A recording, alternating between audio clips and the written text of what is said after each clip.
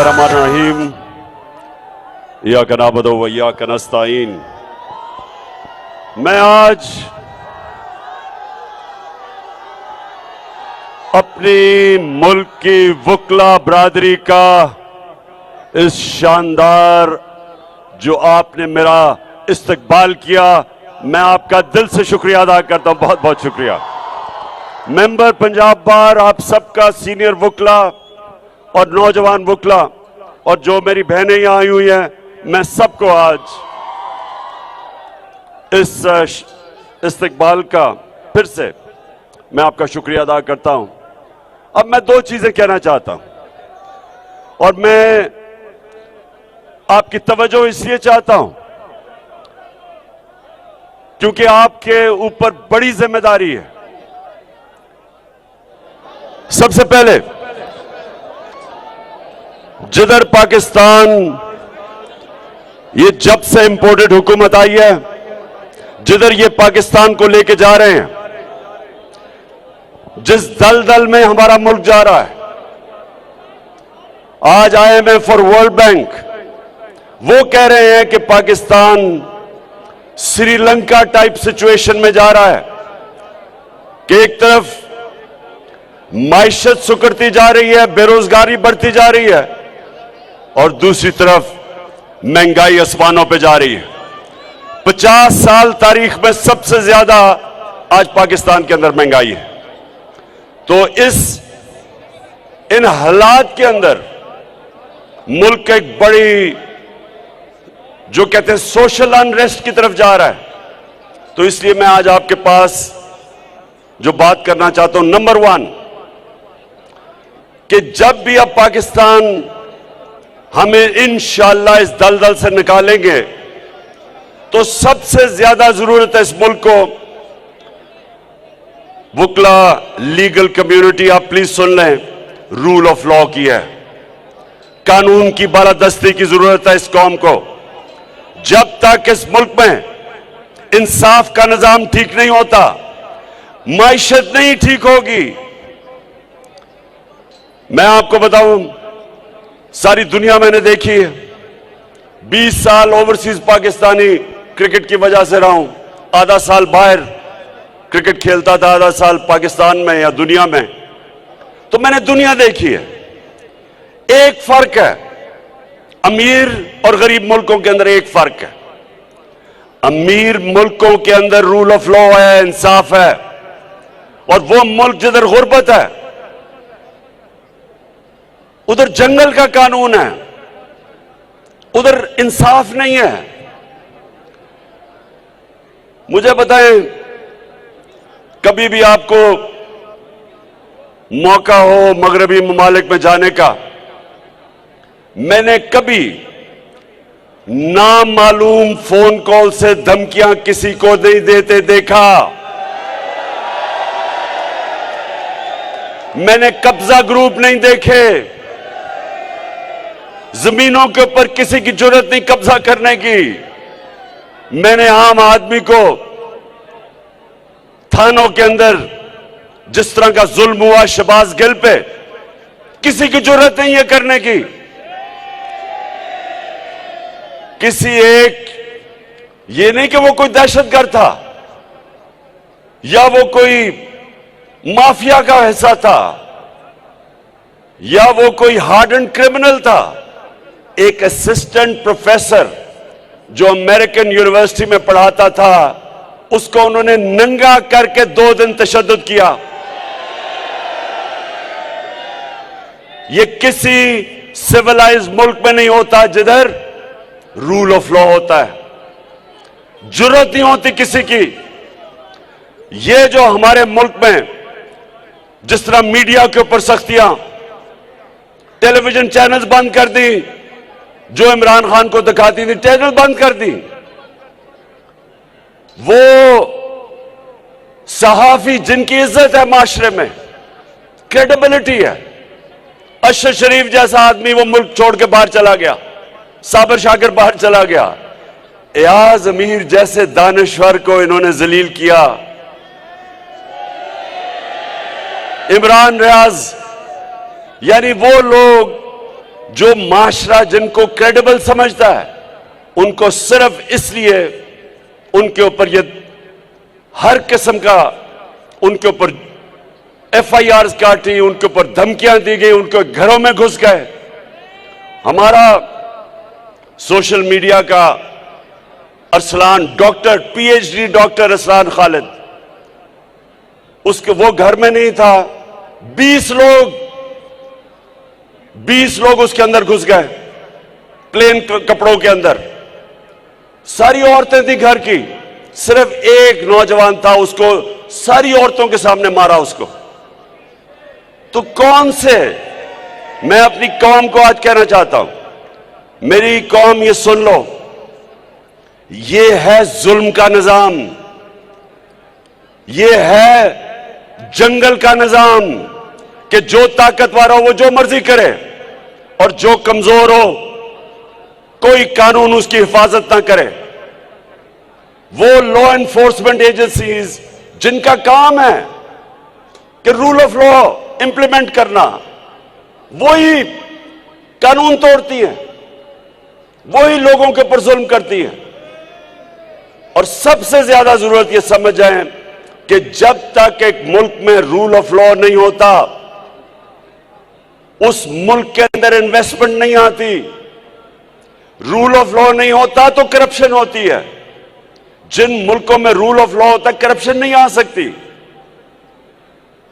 आपने कभी सुना है, कोई मुझे एक मगरबी मुल्क बता दें जो जिधर जमहूरी निजाम चल रहा है, एक बता दें जिनके वजीर आजम के अरबों अरबों अरबों रुपए की प्रॉपर्टीज मुल्क से बाहर हों, एक बता दें। आप और तो छोड़ें, ये साथ वाला मुल्क, ये नरेंद्र मोदी, इसकी कितनी बार प्रॉपर्टीज है, ये कोई तस्वर भी नहीं कर सकता कि मुल्क का प्राइम मिनिस्टर अरबों रुपए के महलात बाहर रखे, बिजनेसेस बाहर रखे, बच्चे बरतानिया का पासपोर्ट कहें जी हम पाकिस्तानी शहरी नहीं, क्योंकि वो जवाब ही नहीं दे सकते कि अरबों रुपए की प्रॉपर्टीज में रह रहे हैं। ये कहीं नहीं होता। ये तब होता है जब ताकतवर के लिए एक कानून और कमजोर के लिए दूसरा, जो जंगल का कानून है। शेर के लिए एक और कानून होता है, बेचारा हिरन के लिए दूसरा कानून होता है जंगल में। शेर जो चाहे करता है, उसको कोई पूछता नहीं है। और बेचारा जो कमजोर होता है, उनको कोई हिफाजत करने के लिए नहीं आता। ये है इस वक्त पाकिस्तान के हालात।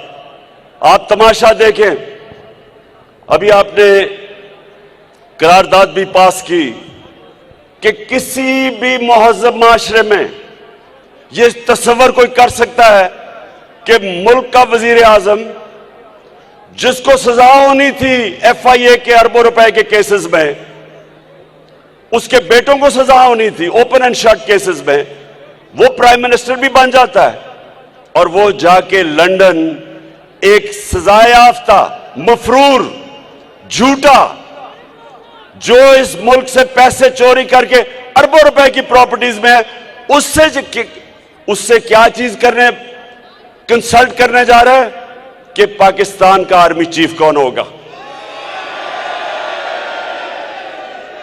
यानी जो मुल्क की नेशनल सिक्योरिटी के लिए सबसे बड़ा होता है, मुल्क की नेशनल सिक्योरिटी के लिए, वो एक डाकू, एक मफरूर, एक जो अरबों रुपए पैसे चोरी करके बाहर भागा और जो झूठ बोल के बाहर गया।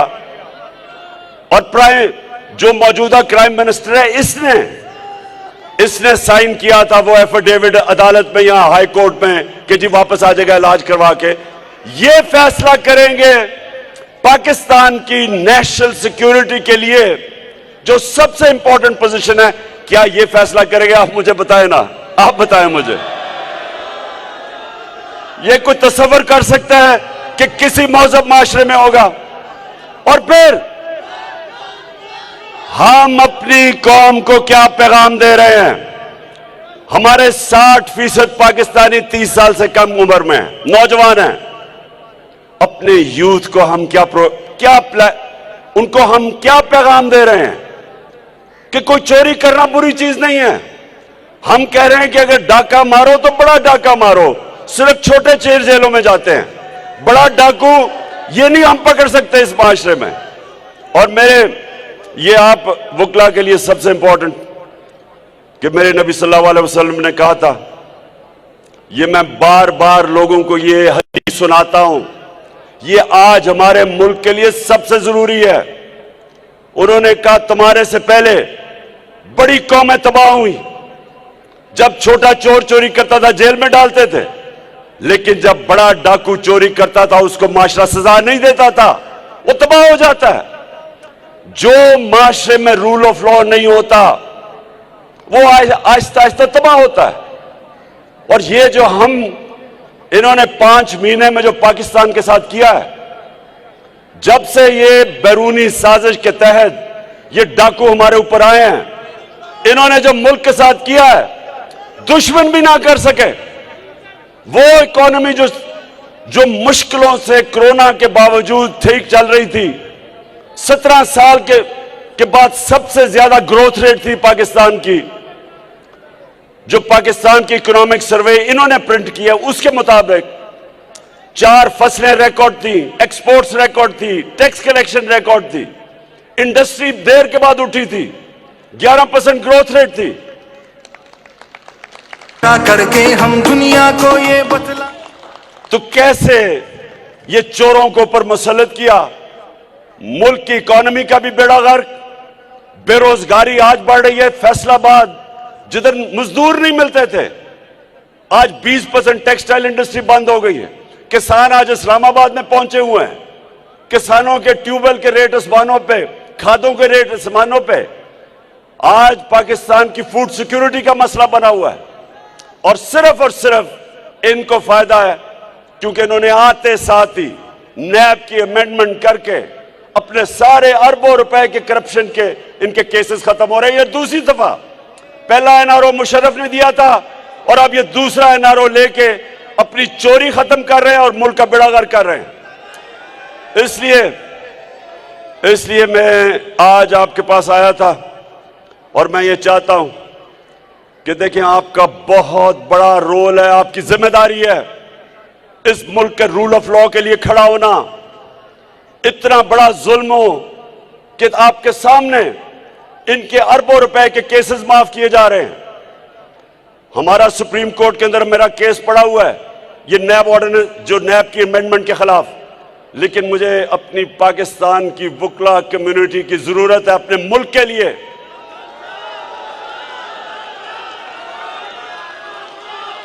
अपने मुल्क को हकीकी तौर पे आजाद करने के लिए, रूल ऑफ लॉ के लिए। रूल ऑफ लॉ, इंसाफ, जब हजरत अली रज़ियल्लाहु ताला ने कहा था कुफर का निजाम चल जाएगा, लेकिन ना इंसाफी और जुल्म का निजाम कभी नहीं चलता इस मुल्क में। मुझे लोग कहते हैं जी कैसे आप पाकिस्तान को इस दलदल से निकालेंगे। मैं आपको गारंटी करता हूं कि जो बैरून मुल्क पाकिस्तानी है, 1 करोड़ पाकिस्तानी बाहर है, एक दफा यहां हम अपना कानून ठीक कर दें, हम रूल ऑफ लॉ इंपोज कर दें, कॉन्ट्रैक्ट एनफोर्समेंट कर दें, मैं आपको कहता हूं कि सिर्फ 5 लाख ही बैरून मुल्क पाकिस्तानी इन्वेस्टमेंट कर दें, आपको IMF की जरूरत नहीं पड़ेगी, आपको किसी से भीख मांगने की जरूरत नहीं पड़ेगी। आपका वो जो अभी शहबाज शरीफ जिधर जाता है हाथ आगे फैला देता है, वो है तुम्हारे पास? जिधर जाता है पैसे मांगता है और कोई पैसे देने के लिए तैयार नहीं है। आपने वो देखा था, मेरे वकला, आपने वो देखा था कि वो जो सेक्रेटरी जनरल यूनाइटेड नेशंस का आया है एंटोनियो गुटरेस, उसका बाजू ही पकड़ लिया इसने। कहता कि अगर आप हमें पैसे देंगे तो मैं और मेरे मिनिस्टर आपको वादा करते हम चोरी नहीं करेंगे। कभी सुना ये? कभी मुल्क का प्राइम मिनिस्टर ऐसी बात करता है? और वो गुटरेस को, वो सेक्रेटरी जनरल को पता था कि 60% इनकी कैबिनेट जमानत पे है, करप्शन के केसेस पे है, प्राइम मिनिस्टर खुद जमानत पे है। तो मेरे वकला, आपने आज वादा करना है, मैं जो अब इस तारीख में निकल गया हूं, मेरी हफ्ते से ये तारीख शुरू हो जाएगी। आपने मेरे साथ निकलना है जब मैं आपको कॉल दूं इस मुल्क को हकीकी तौर पे आजाद करने के लिए। और मैं अपनी सारी कौम को आज आपके सामने कह रहा हूं कि आगे से जो भी आपको नामालूम नंबर से टेलीफोन करके धमकियां दे, उसको वापस धमकी दो ये कहते हुए कि मेरा आइन मेरे फंडामेंटल राइट को प्रोटेक्ट करता है, फ्रीडम ऑफ स्पीच मेरा राइट है। मैं यूएई के होके अभी मैं तुर्की होके आया हूं और मैंने उन भाइयों को कहा कि आप हमारे बड़े अजीम भाई हैं, हमेशा आपने हमारी मदद की। और मैंने यही कहा जब मैं आया हूं तो आप समझेंगे शायद ये मांगने आया। क्या बोला तूने? मैं आया हूं तो आप समझेंगे शायद ये मांगने आया। मैं मांगने नहीं आया लेकिन मजबूरी है। बस बस बस बस बस बस मैं ये कह रहा हूं कि देखिए, वो मैंने एक चीज कहता हूं अपनी पाकिस्तानी कौम के लिए कि एक फौज, एक शेरों की फौज जिसका सरदार गीदड़ हो, शेरों की फौज जिसका सरदार गीदड़ हो, वो हार जाएगी। 100 गीदड़ों की फौज जिसका सरदार शेर हो। हमारा मुल्क बदकिस्मती से चोरों के हाथ में फंसा हुआ है। हमने इसकी पूरी तहरीक चलानी है। इलेक्शन से ये भाग रहे हैं, इनको पता है कि इलेक्शन अब ये नहीं जीत सकते। इनको पता है पाकिस्तानी कौम किधर खड़ी है, इसलिए ये सारे मिलके कोशिश कर रहे हैं कि किसी तरह कुर्सी को पकड़ ले और मुल्क बेशक नीचे जाए, क्योंकि 33% रुपया गिरा है, 33% डॉलर बढ़ा है, 33% इनके आने में इस मुल्क की दौलत कम हुई है। आप सबका पैसा 33% कम हुआ है, लेकिन इनके मुल्क से बाहर पैसे पड़े हैं डॉलर्स में। इनकी दौलत में 33% इजाफा हुआ है। या लोग गरीब हुए हैं, ये अमीर हुए हैं। ये भी मेरे वोकला एक और चीज फैसला कर लो, आगे से अजान हो रही है, मैं बस खत्म कर रहा हूं। आगे से कभी किसी पार्टी को वोट ना देना जिसके लीडर और मिनिस्टर्स का पैसा पाकिस्तान में ना पड़ा हो। जिनका पैसा बाहर पड़ा है कभी उनको वोट ना देना, क्योंकि कॉन्फ्लिक्ट ऑफ इंटरेस्ट है। रुपया गिरता है उनको फायदा होता है या नुकसान होता है लोगों को।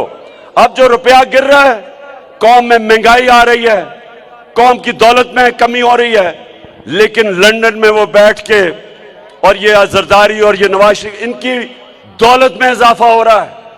इसलिए आप सब तैयार हो जाओ, मैं कॉल दूंगा और इंशाल्लाह हकीकी तौर पे अपने मुल्क को आजाद करेंगे। पाकिस्तान जिंदाबाद।